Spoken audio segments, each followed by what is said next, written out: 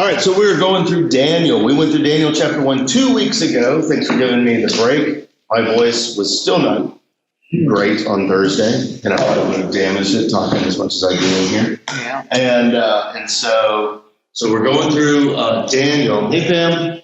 And so we're in chapter 2. If you remember last week, like Daniel, 2 weeks ago, like he doesn't eat.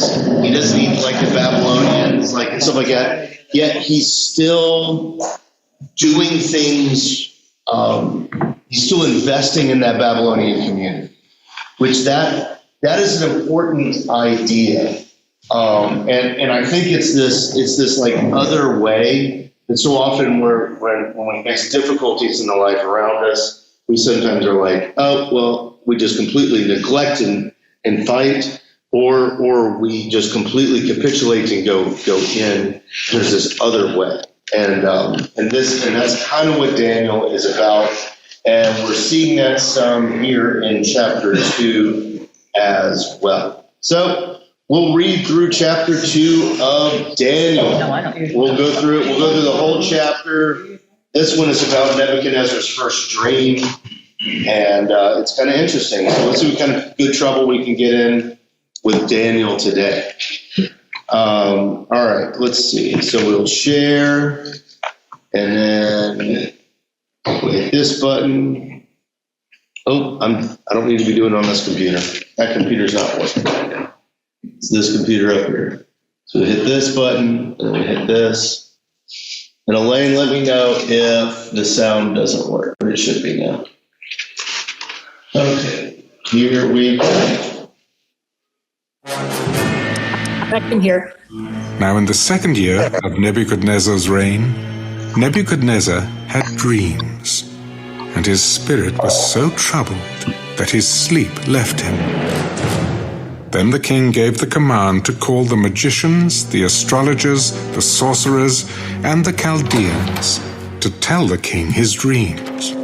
So they came and stood before the king.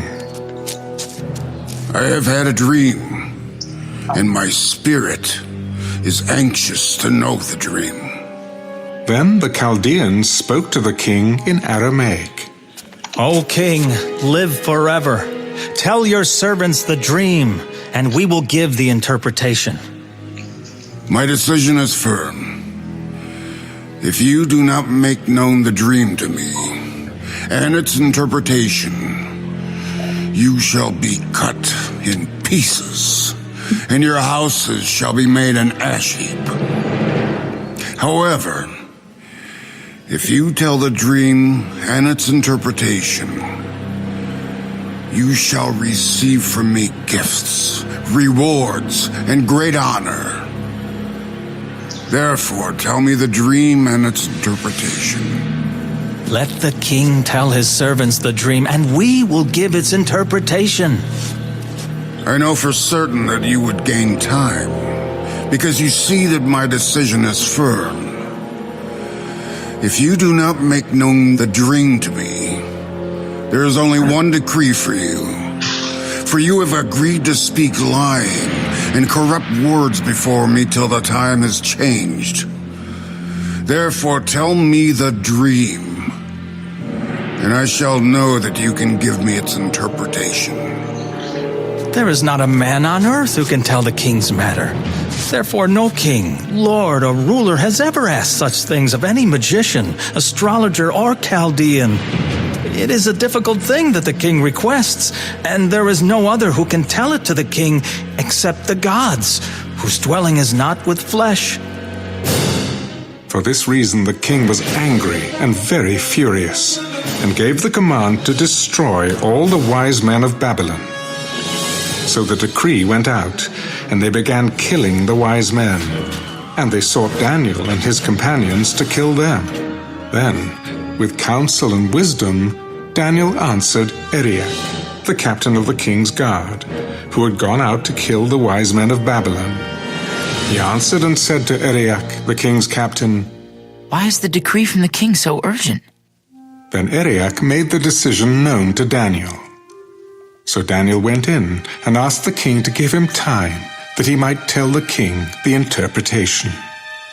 Then Daniel went to his house and made the decision known to Hananiah, Mishael, and Azariah, his companions, that they might seek mercies from the God of heaven concerning this secret, so that Daniel and his companions might not perish with the rest of the wise men of Babylon.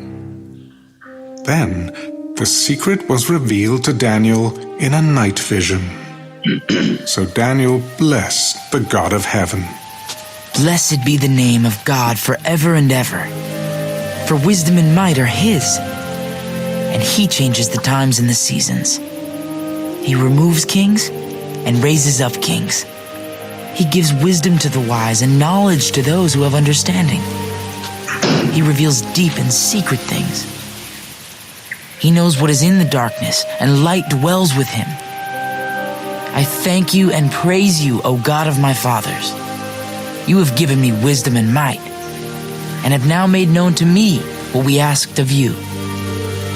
For you have made known to us the king's demand. Therefore Daniel went to Arioch, whom the king had appointed to destroy the wise men of Babylon.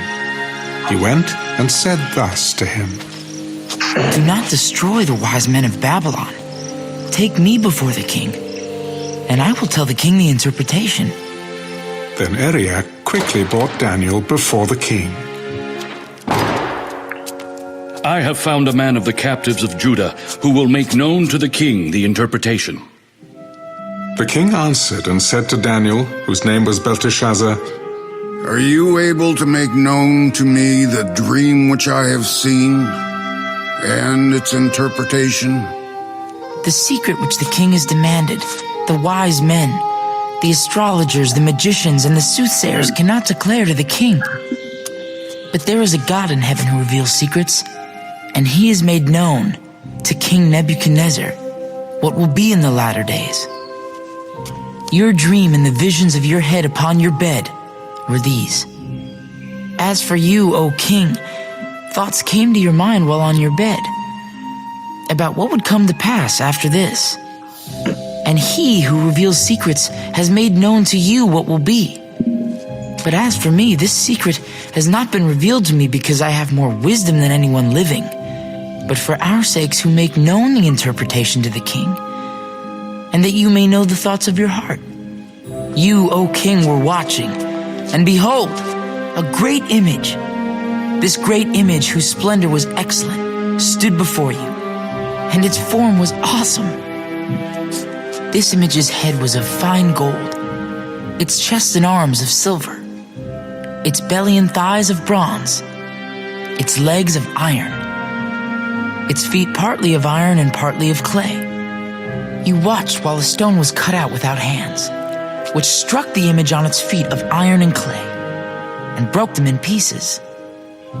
Then the iron, the clay, the bronze, the silver, and the gold were crushed together, and became like chaff from the summer threshing floors. The wind carried them away so that no trace of them was found. And the stone that struck the image became a great mountain and filled the whole earth. This is the dream. Now we will tell the interpretation of it before the king. You, O king, are a king of kings. For the God of heaven has given you a kingdom, power, strength, and glory. And wherever the children of men dwell, or the beasts of the field and the birds of the heaven, he has given them into your hand, and has made you ruler over them all. You are this head of gold. But after you shall arise another kingdom inferior to yours, then another, a third kingdom of bronze, which shall rule over all the earth. And the fourth kingdom shall be as strong as iron, inasmuch as iron breaks in pieces and shatters everything. And like iron that crushes, that kingdom will break in pieces and crush all the others. Whereas you saw the feet and toes, partly of potter's clay and partly of iron, the kingdom shall be divided. Yet the strength of the iron shall be in it, just as you saw the iron mixed with ceramic clay. And as the toes of the feet were partly of iron and partly of clay, so the kingdom shall be partly strong and partly fragile. As you saw iron mixed with ceramic clay, they will mingle with the seed of men. But they will not adhere to one another, just as iron does not mix with clay. And in the days of these kings, the God of heaven will set up a kingdom which shall never be destroyed. And the kingdom shall not be left to other people. It shall break in pieces and consume all these kingdoms, and it shall stand forever. Inasmuch as you saw that the stone was cut out of the mountain without hands, and that it broke in pieces the iron, the bronze, the clay, the silver, and the gold, the great God has made known to the king what will come to pass after this. The dream is certain, and its interpretation is sure. Then King Nebuchadnezzar fell on his face, prostrate before Daniel, and commanded that they should present an offering and incense to him. Truly, your God is the God of gods, the Lord of kings, and a revealer of secrets, since you could reveal this secret. Then the king promoted Daniel and gave him many great gifts, and he made him ruler over the whole province of Babylon, and chief administrator over all the wise men of Babylon. Also Daniel petitioned the king, and he set Shadrach, Meshach, and Abednego over the affairs of the province of Babylon. But Daniel sat in the gate of the king. Okay. All right. Remember, there's a high propensity for odd language inside of here. So if your translation says something, different than what the New King James was saying, like let us know. But kind of starting, near the beginning of this chapter, what kind of stood out to me?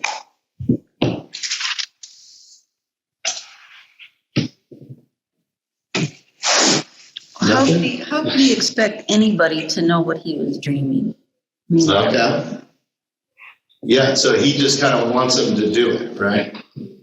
Like just go ahead and interpret this dream, and it doesn't matter what else is going on.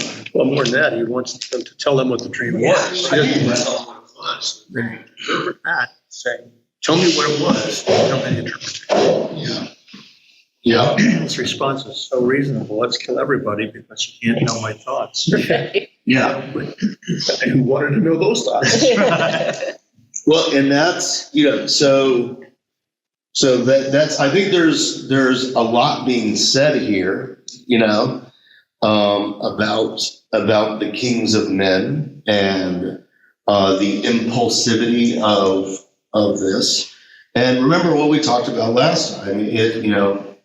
Daniel is standing out from all of this, but he's also gotten into a place of favor with the king too, where when he says stop, they do stop for a second, but you can see like the kings here, I do think it's funny that they, and I don't know if you could hear it, but it's all the same language as the wise men and the Christmas story and Matthew's Christmas story and all that stuff. Like that's like this is the same class of people, like that's as those guys. And so I reiterate that Matthew is saying something by having those people. I think we sometimes make those guys of faith too much, but we can look at them through the lens of Daniel here. So the king wants to kill everybody. Like all that stuff because they can't interpret the dreams at all. So you wonder if he didn't really trust them. Something, ahead of this went on. Yeah. He thought they were. Yeah. Fake. Yeah.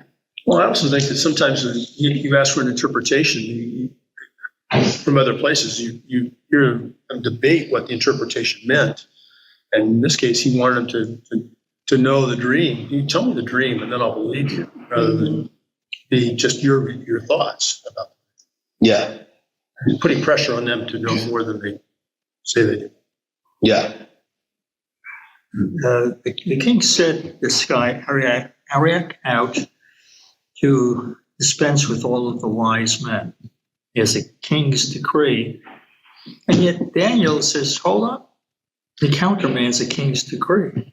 It's like that.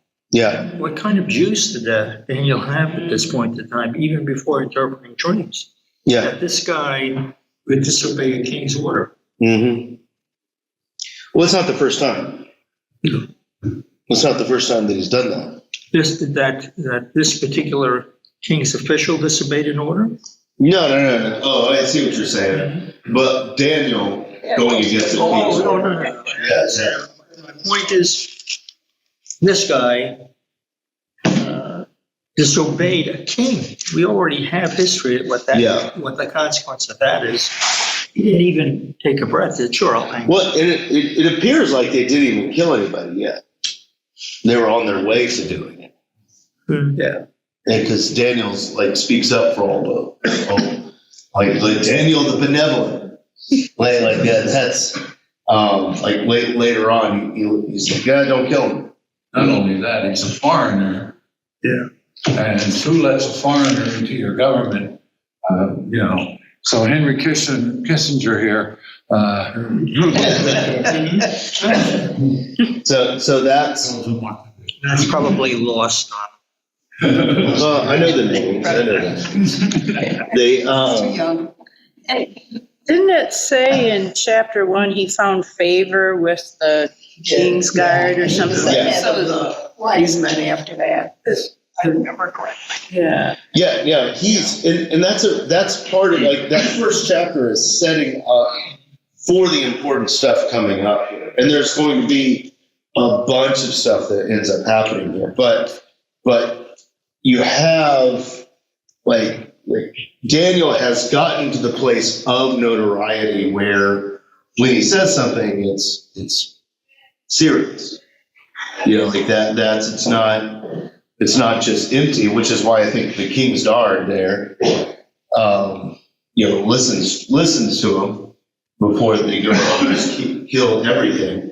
But I think there's some stuff being said about the kingdoms of the world here, like these like bastions of power. They're all just fickle. They're all just fickle. Like that's. Like what was, I can't remember. I used similar language to that to describe other things. Was it when we were going through Mark? Oh man, the confirmation students went down. But it's that they're just fickle. Like that's just all they are. And I think it's saying about that. It's like, what do you mean you can't interpret my dream? What do you mean you don't know what I'm thinking? It's like off with your heads. And I think earthly kings and earthly powers, it can look like that, especially when you are on the receiving end. Like Daniel is saying something about power here. Like he's saying something about this nature, because Nebuchadnezzar really is never shown to be too high of a light, but he's also respected. I don't know. I'm trying to say things that might get you guys to talk. Is Nebuchadnezzar the descendants of the Arabs of today, do you think? Oh, I mean, They're it's that speaking whole, Arabic. it's that whole region. And I was looking when they said that, the Chaldeans spoke to the king in Aramaic. Yeah. They talked about, there is like language stuff going on because we keep referring to Daniel by his Hebrew name, and rather than, what was it, Belteshazzar or something like that. And that's his Aramaic name, his Babylonian name. So maybe it's like the Chaldeans are verse 4, the Chaldeans spoke to the king in Aramaic. Yeah. Why is that? It's an odd detail. Why is that detail there? Why do you think? That's why I was wondering if that's why it was there. Yeah. Well, that would have been the language that I think that Nebuchadnezzar is speaking. Like that's his language. Also, the thing to remember, I'm remembering this little detail. Daniel switches between Hebrew and Aramaic. Right there. Which is in chapter 2. Right This one there. is in chapter 2? Yeah, right, Okay. right. Chapter 7. My note is right at the middle of verse 4, he switches. Okay, to Aramaic. right in the middle of verse 4. Yeah. So like, which, all right, Right. So He says, then- okay. Yeah, yeah. like that's clever writing. Like, that's why I say all this stuff is literature, because there are literal flourishes going in here to tell the story, and we just miss it in English. Right. You know, we just miss it, and that's fine. That's why we have study notes and things like that. But we have to do like some interpretation. Like, so it's our language, you know, Hebrew, and then in the Chaldean spoke to the king in Aramaic, and then all of a sudden it's in Aramaic, like the rest of it. That's very interesting. I have a footnote in my Bible study on verse 4. It says, since the astrologers were of various racial backgrounds, they communicated in Aramaic, the language everyone understood. And it says from here to the end of chapter 7, the entire narrative is in Aramaic. No satisfactory explanation has been found as to why this section of the book has not come down to us in Hebrew. Okay, yeah. So like that's, Which Bible? Or Makes sense. this? And I mean, yeah, in a study by, like that's, was that when Daniel came into more power and then started speaking his language, okay. don't you think? Yeah, maybe. It sounds like a language that they don't understand. Yeah. So that's, yeah, so Aramaic during here, I mean, if kind of whoever's in power, you speak that language if you want to have commerce. So like in the 1500s, you know, we're talking about the West now, German was like the big language that was being used. So if you want to study Western history back then, you learn German. If you want to, so a lot of people that want to study the Reformation, which is a lot of Lutherans, you know, they learn German. If you want to understand Western history from the 1700s standpoint, you learn French, which is why a lot of our schools and all that stuff, French was like the main language and all of those things. And now we're in the age of English. What will be the next age? You know? Yeah, Mandarin. Like that's it is, but who knows? You know? We don't really know. And speaking of names, interesting, the Jewish Study Bible hyphenates Abednego as if it were Abed-nego. Oh, really? Yeah. Like that's. Those Those are the two same words. as in I forgot to- all the other Bibles. I forgot to read the Jewish Study Bible on this. We'll have to get that thing out again. Like that, you just reminded me of it.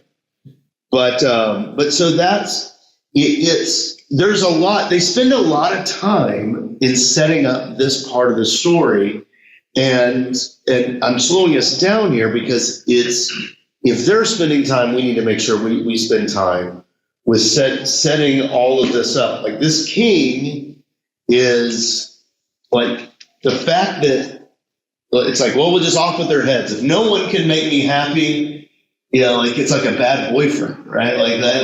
It's like, you know, if no one can make me happy, here we go. And so, yeah, so they're talking a lot here. So they want to destroy all the wise men and all that stuff. Then they go in to kill Daniel and the boys. And it's interesting that Daniel's like, why so urgent? And I think that this shows like Daniel slows it down. Slows it down. And this isn't part of Daniel, but I kind of think it is, that we make things so urgent, so much like, oh, we got to fix this right now, you know? And that's, and he's slowing it down there. Nick, you didn't like that.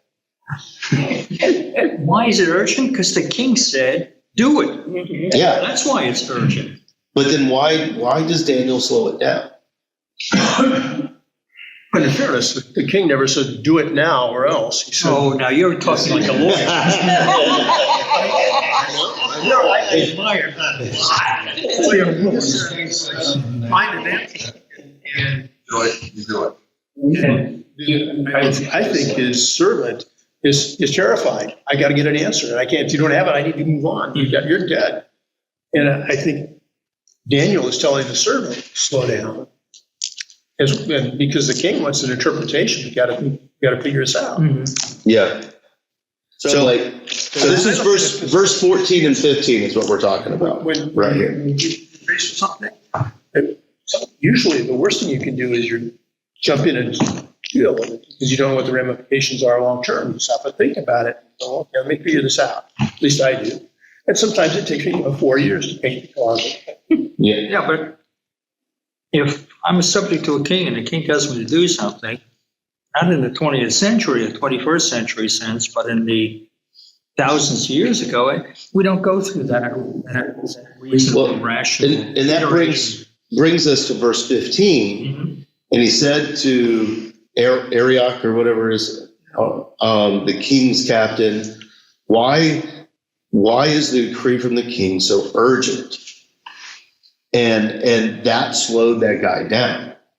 Like it's an, I don't know, it's an interesting, does everyone have that translation in it? Is that consistent with what everyone has? Urgent? And Or is he hasty? in 16, the Jewish Study Bible, it says Daniel went to the king to ask for more time. Yeah. So he didn't just put it on the captain of the guard. Okay. You're not doing it. Daniel actually went and said, can we have some time? The Lutheran Study Bible as well. In my interpretation, my NIV says that he asked Arioch, he says, why did the king issue such a harsh decree? It doesn't say now. And then 16. And then 16 is what you read. Yeah. Yeah. So in 16, he's like, let's go. He goes up to the king and is like, let's have some more time here. I wrote a big note while we were reading that is Daniel slows it all down.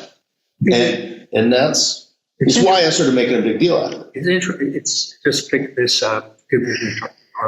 Yeah. Now, when the decree goes out, kill the wise people, they first go to Daniel. That's the first one he goes to, which starts this whole process going. Had he gone to me, I'd be dead. Mm-hmm. But he starts with Daniel. And Daniel's uniquely positioned to slow this down. Yeah. Exactly. So he slows it down, and let's see. So verse 18, I have it underlined. I'll just read it. That they might seek mercies from the God of heaven concerning the secret, so that Daniel and his companions may not perish with the rest of the wise men in Babylon. And the secret was revealed to Daniel in the night vision. So Daniel blessed the God of heaven. And so Daniel then says poetry to the king here. And I'll read that poetry verse real fast here. So it starts with verse 20. And Daniel answered and said, blessed be the name of God forever and ever, for wisdom and might are his, and he changes the times and the seasons. See, we're talking about time here still. He removes kings and raises up kings. He gives wisdom to the wise and knowledge to those who have understanding. He reveals deep and secret things. He knows what is in the darkness, and light dwells with it. I thank you and praise you, O God of my fathers. You have given me wisdom and might, and now made known to me what we asked of you. For you have made known to us the king's demand. So it's like almost like why is this so urgent? Like the guy that I think is higher than any of this is over and has set up all the kings. Like, yeah, Nebuchadnezzar may see like an ending to his reign, but and Daniel's like, my time frame is so much bigger than this. And and as I think about this, there's a language that's being talked about. So we switched over to Aramaic, but also there's this language of time. And that's that Daniel is doing this language of time and getting us into this language of time that is of the eternal rather than of this temporal mess. Like all that stuff. I looked at the sermon. In fact, I have the sermon notes from when we preached this back in 2019. And the big point that we made on this one is that all this is temporary. And all this the kingdom stuff is temporal and all of those things. And so that and I think that's that Daniel is getting us into this mindset of this kind of this eternal reign. And so does anyone have any thoughts, especially as we go forward here? You're right. It's all temporal, and Nebuchadnezzar had this unique reinforced the fact this is all temporal. Yeah. Passing. Yeah. And the dream is that it's all yeah. So we're seeing a theme being woven here in with all this stuff. Well, and I think too, what is missed here is this is Daniel and his friends being saved by God, just like from the lion's den and the fiery furnace. I mean, he revealed the dream. Yeah. And, he came to Daniel first rather, and stopped the killing. And so, I mean, this is just as much a miracle. And he was able to go in front of the king and say, this is from my God. Yeah. Yeah, exactly. And you see Daniel, this is something, we have to point this out because this is something that's different. So Daniel is slowing everything down. He's taking an eternal perspective. And then he went to the guard who was supposed to destroy all the wise men of Babylon. And he went and said, do not destroy the wise men of Babylon. So suddenly Daniel starts acting in that, to quote the current sermon series, in that kingdom way. He's not just seeking power of the worlds around him. So, I have my opportunity to become number one here. Like, get off with all their heads. Get rid of all the idiots. Like it's the fact that he, and the reason why I'm saying that is that they're taking time to tell us that he said, don't kill them. Like that's, and I think that's something we have to pay attention to. That Daniel he's completely opposite to what Nebuchadnezzar is. Like that's, and just to remind you, down the line, we're going to see Nebuchadnezzar lose his humanity. Right? Like that's, and this is Chris Escher here. I could be wrong about it. No. Like that, but that the rush of Nebuchadnezzar and killing everyone like that is him losing his humanity. Like that's like that. This you're seeing shades of that, and so like that's Nebuchadnezzar is acting subhuman when he's acting like this, and anyone that does that today, subhuman, which is something we always need to watch out for. So let's see here. So the king, said to Daniel, whose name was Belteshazzar. I think I'm saying that correctly. I don't know. Are you able to make known the dream? And then Daniel starts going through all these things. And Daniel's like, yes, it's like the God is who is in heaven. This is verse 28. But there is a God in heaven who reveals secrets, and he has made known to King Nebuchadnezzar what will be in the later days. The dreams and visions of your head upon your bed are these. And so he starts kind of revealing this thing. And notice, like, even though Nebuchadnezzar is acting subhuman, we can see that. Now, we don't know that yet. Like, that's coming later when Nebuchadnezzar starts eating the grass of the field, all that stuff. That's what all that indicates. But he's acting lesser than, but Daniel continues to honor. And this is where we really get our understanding of honor your father and mother in the Ten Commandments. And so he's continuing to honor him. So verse 31, you, O king, were watching, and behold, a great image. This great image, the splendor was excellent stood before you. Its form was awesome. What words do your translations? It says terrible. Terrible. That's interesting. Terrible. So its form was terrible. Is that what it says? Mm-hmm. That's straight up King James. That's it. This one went different from the King James. Interesting. Mine says frightening. Frightening. Awesome. Awesome in appearance. So that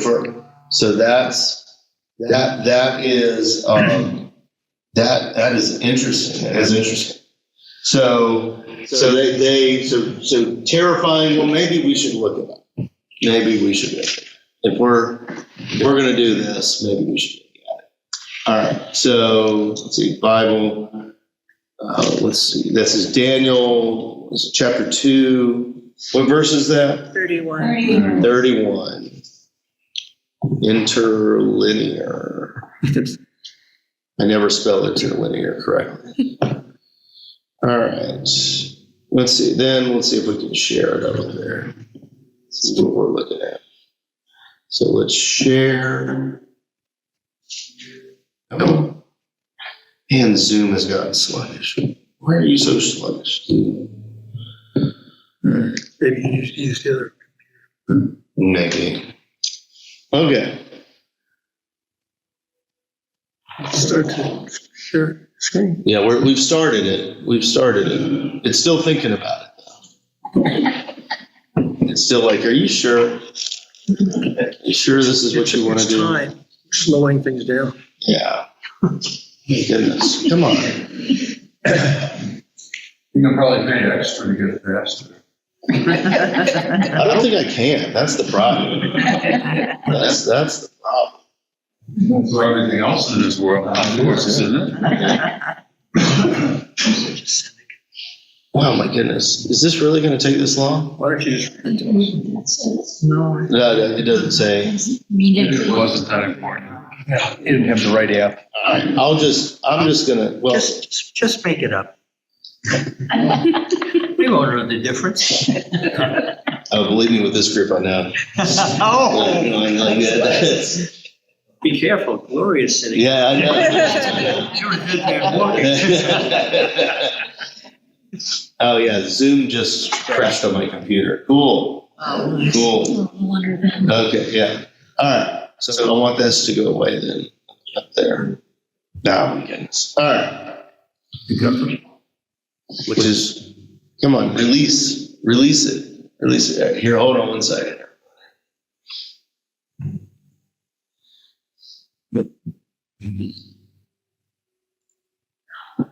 Okay. All right. So I was trying there. Very trying. It's very trying. It is. And still, this computer is just not happy. Not happy. Oh, my goodness. Yeah, this was working like flawless 2 months ago. Flawlessly. 2 months ago. Come on. Get rid of Zoom. Go away. Go away. I don't want to be in the meeting anymore. I just want to look at this one thing. I just want to look at it, and it won't let me. This isn't a therapy session. I know what some of the problem is. I know what it is. We do too. Easy there. Easy. Easy there. You want to change?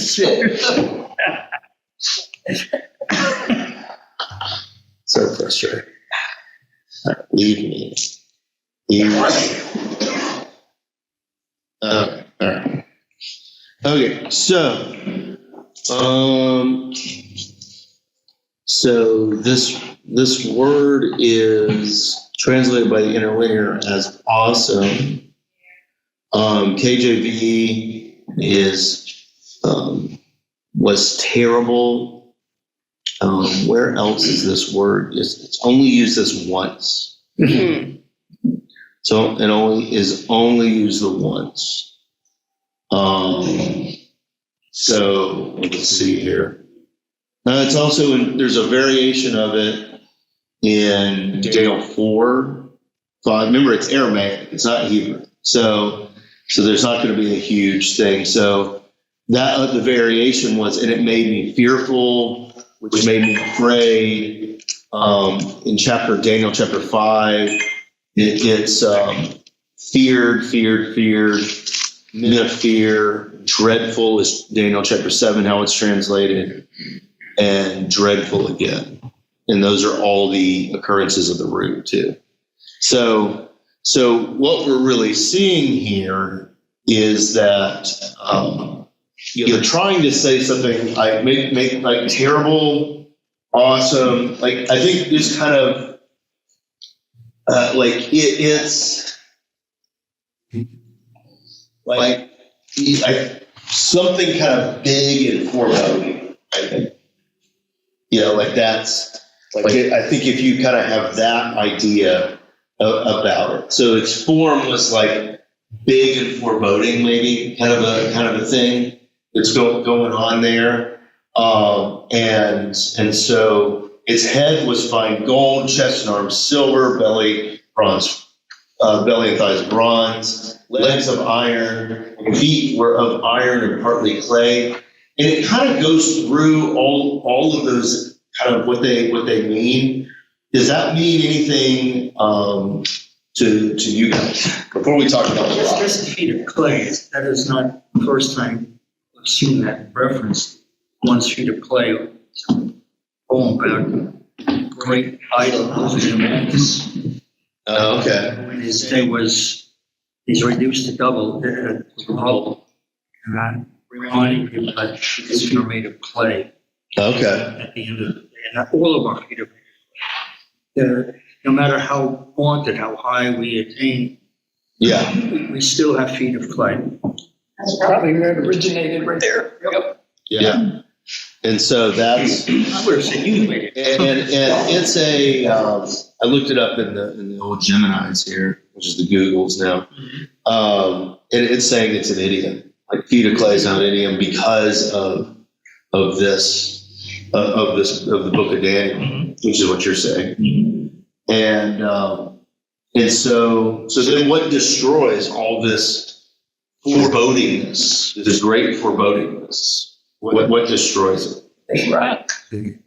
But is it a big rock? Well, you think that's when God came down? Yeah. And they always refer to Jesus as the rock. Yeah. And so, but it's all it says is, let's see if this is verse 35, which 35 is very long. It's kind of towards the end of it.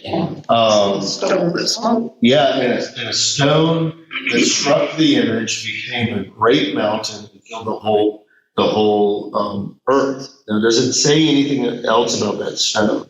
It was not hewn by men. Not hewn by men. Or by hand. By hand, yeah. Which we can assume that it is that it's kind of otherworldly, other kingdomly. It's this because I think this giant bronze statue is one statue made of many metals, is saying something about the kingdoms of the world, that they are large and foreboding, yet this stone, which is a stone, whatever that means, even a big stone isn't large and foreboding, and so even the stone, it comes over and crushes everything, and then what is left of that statue after that one stone? It's Nothing.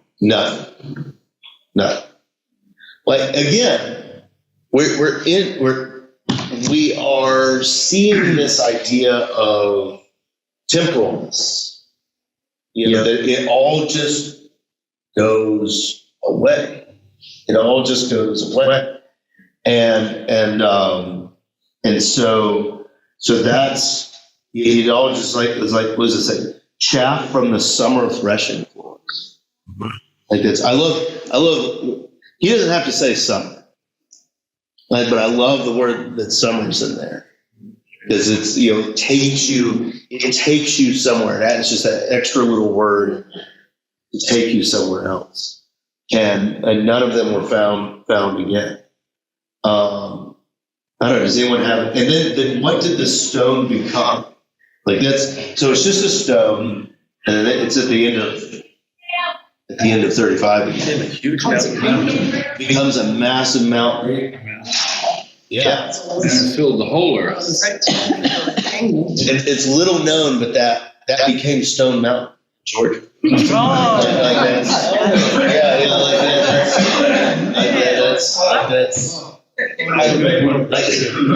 Yeah, like that's like you got, like, it's just right there in the title. And that's why I'm in Bible study. Yeah. And so, wow. And so, but that's just me being dumb. Like that. But if we can go back for a second into the clay and iron feet. Yes.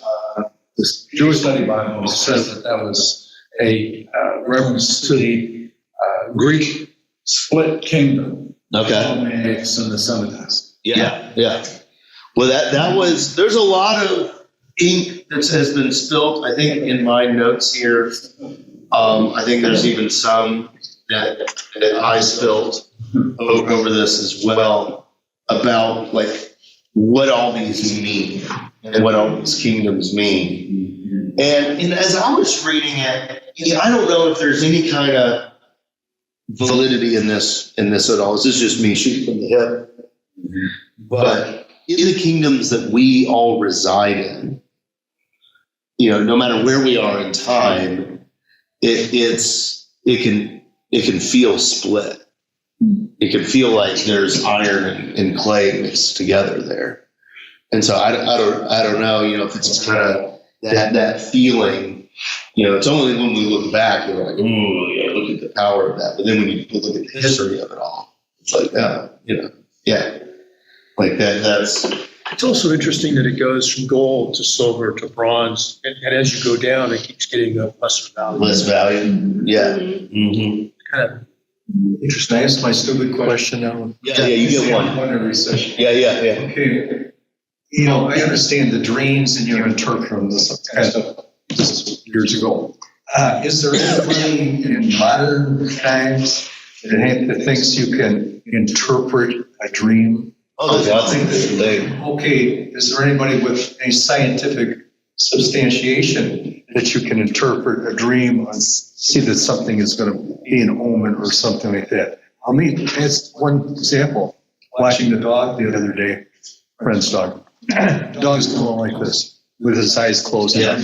Something's chasing the dog. If I ever have a dream, which is rare, usually it's like somebody's chasing me too or something like that. Okay, I've never had a dream of something. Look at the out and see the mountains going like this and the sea going. Yeah. I mean, really, is there any real substantiation scientifically? The dreams mean a darn thing.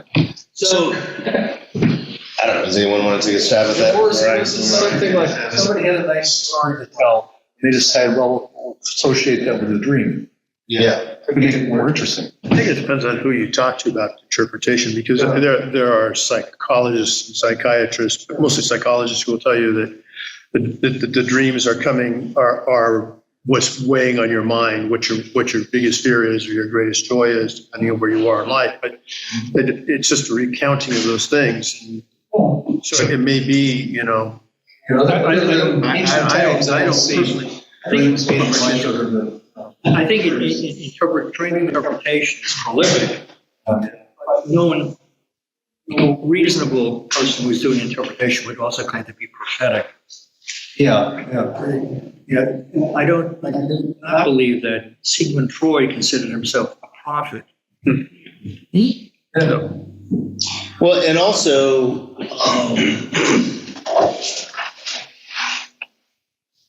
dreams are those things that are kind of private.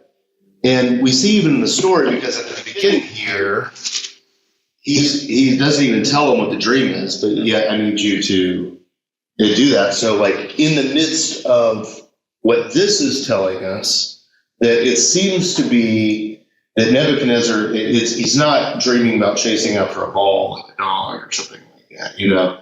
It's like he's so troubled by this dream. It also seems like it might be happening more than like all these things, that he's so like in this here, that this is happening, and then he doesn't even tell it to Daniel, and yet Daniel is like, oh, you're dreaming of this. And so I think there's a almost like a divine role or a prophetic role going on in all this stuff. What we lay people, ordinary people, what do we hold in the highest value? Our dreams came true. Yeah. Our dreams came true. Oh my gosh.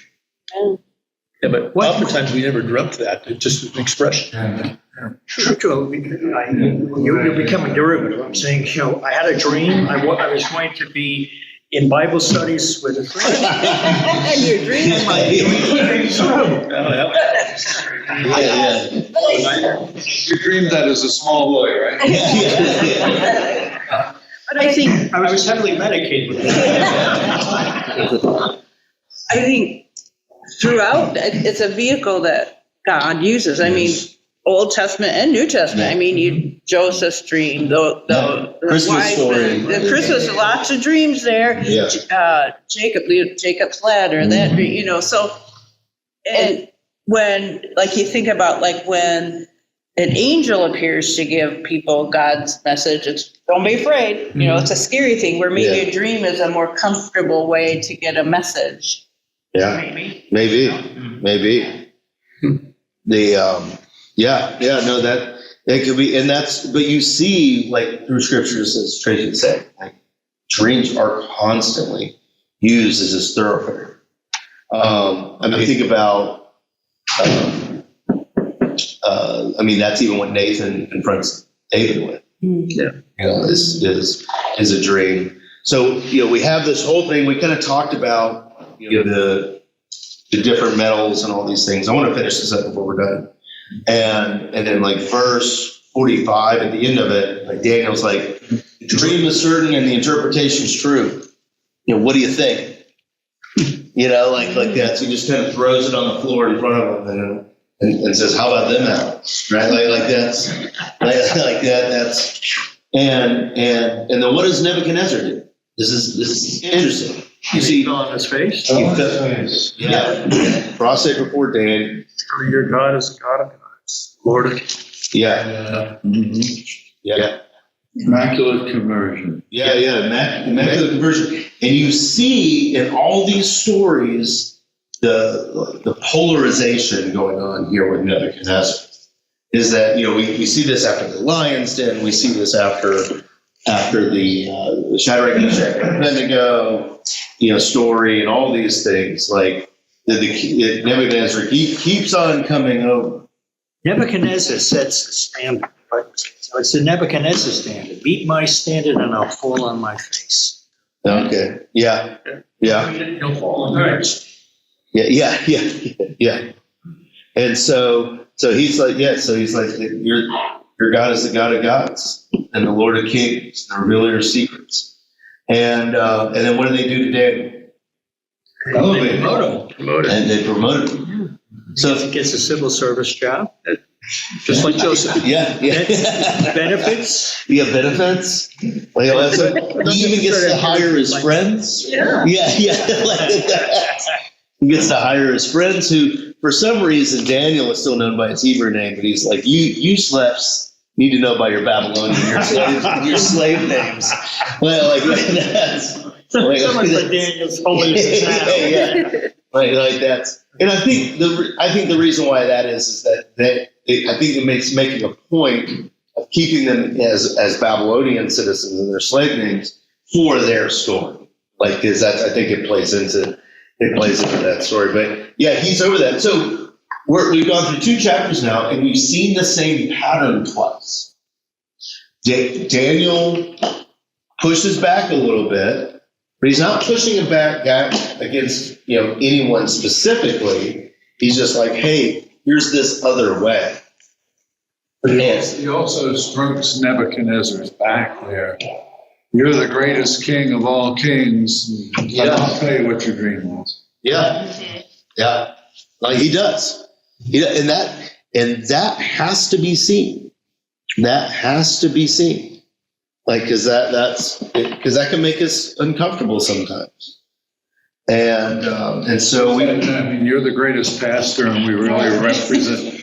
I appreciate you saying this. You can live another day. I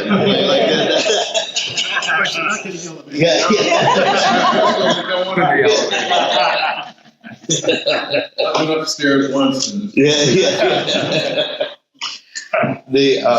But yeah, did anyone have any other closing thoughts about this? But I think that pattern plays into here. Anything else? Cool deal. Well, next week, so next week we will meet. The week after that, Ed has declared that he does not want to meet that week. We are clear. Yeah, Ed and I will be in Tallahassee. Brother Chris and I are going. Party week. It wasn't today. Yeah. Good thing it wasn't today. Yeah. It's a good thing. So that's what we will be doing 2 weeks, but next week we will be and we will do chapter 3. And so, which is Shadrach, Meshach, and Abednego and the oven. So, but thank you for all being here, and everyone that's watching on YouTube, recorded afterwards. Thanks for joining us today. All right.